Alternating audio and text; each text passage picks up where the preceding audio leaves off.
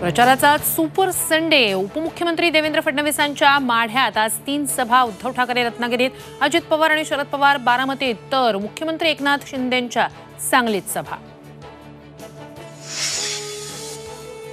बाहेरची सून टीकेवरून अजित पवार झी24 तासच्या मुलाखतीत झाले भाऊक। पुरोगामी म्हणता आणि सुनांचा अपमान करता शरद पवारांना अजित पवारांचा टोला।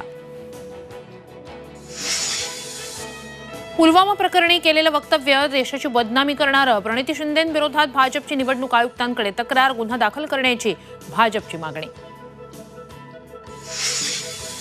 उत्तर मध्य मुंबईतून पूनम महाजनांचा पत्ता कट। उज्ज्वल निकम भाजपचे उमेदवार। वर्षा गायकवाड आणि उज्ज्वल निकम यांच्यात होणार लढत।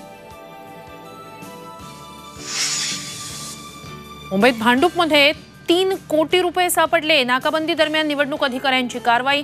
गाडीतील कर्मचाऱ्यांसह रक्कम पोलिसांच्या ताब्यात। आणि तुळजाभवानी मातेच्या चरणी 66.81 कोटींचं दान। भक्तांकडून 16 किलो सोनं आणि 270 किलो चांदी देवीच्या चरणी अर्पण।